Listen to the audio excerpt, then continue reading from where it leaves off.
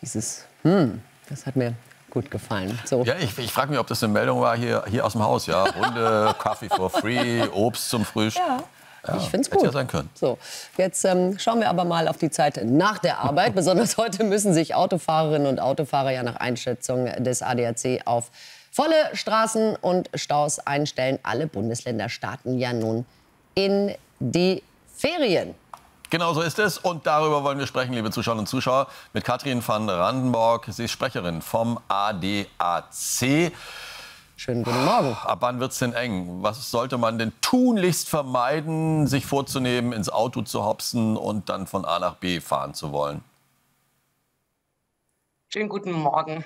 Ich weiß, was ich jetzt sage, ist teilweise auch ein bisschen eine Theorie, weil die Flexibilität beim Reisen oft nicht gegeben ist. Aber meine Empfehlung wäre tatsächlich, sich nicht heute Nachmittag auf den Weg zu machen, weil heute wird tatsächlich der staureichste Tag in diesen Winterferien, weil überall in jedem Bundesland die Ferien beginnen und sich eben Urlauber, Reisende auf den Weg machen und gleichzeitig das noch addiert wird durch den Berufsverkehr und all jene, die noch mal gerade in die Großräume fahren, um die letzten Weihnachtseinkäufe zu erledigen. Also heute Nachmittag wäre die Empfehlung, nicht zu fahren. Morgen ist es wahrscheinlich ein bisschen besser, Sonntag noch besser. Montag ist auch wieder so ein Tag, wo meine Empfehlung wäre, nicht zu fahren. Und wer wirklich keine allzu große Strecke zu bewältigen hat, der fährt am besten tatsächlich erst am 24., also am Tag des Heiligen Abends, weil da ist es erfahrungsgemäß doch recht ruhig.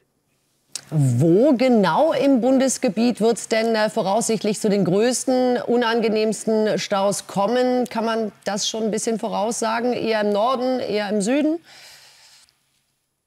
Die Staus werden tatsächlich flächendeckend sein, mit einem kleinen Schwerpunkt auch gerade im Süden des Landes, nämlich da sind ja auch die Skiurlauber unterwegs in die Alpenräume hinein.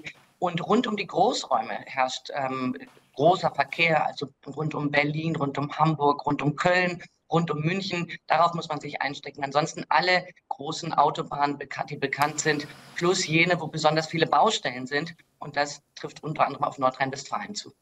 Jetzt haben wir gesprochen über den Hinreiseverkehr zum Fest der Liebe, des Frohsinns. Aber das Fest ist irgendwann vorbei. Wann geht es denn dann zurück und wird genauso dick? Ja, wir rechnen tatsächlich damit, dass am 27. tatsächlich mehr Verkehr ist. Aber dann erst wieder nach dem Neujahrsfest, also am 2., 3., müssen sich Reisende tatsächlich darauf einstellen, dass die Rückreise auch wieder doch etwas nervenstrapaziert und Geduld erfordert. Und dann nochmal an dem Sonntag, bevor dann wieder die Schule überall losgeht und die Arbeit beginnt. Ja, wissen Sie was, Frau Randenborg, Sie haben mich überzeugt. Bleiben wir doch dieses Jahr einfach mal zu Hause. Ich hoffe, das gilt auch für Sie oder ich weiß nicht, was Sie vorhaben über die Feiertage. Trotzdem, wie auch immer, ja, ob mit Stau, ohne Stau, im Stau oder eben nicht, ein frohes Fest. Dankeschön. Auch von mir. Und eine gute Reise.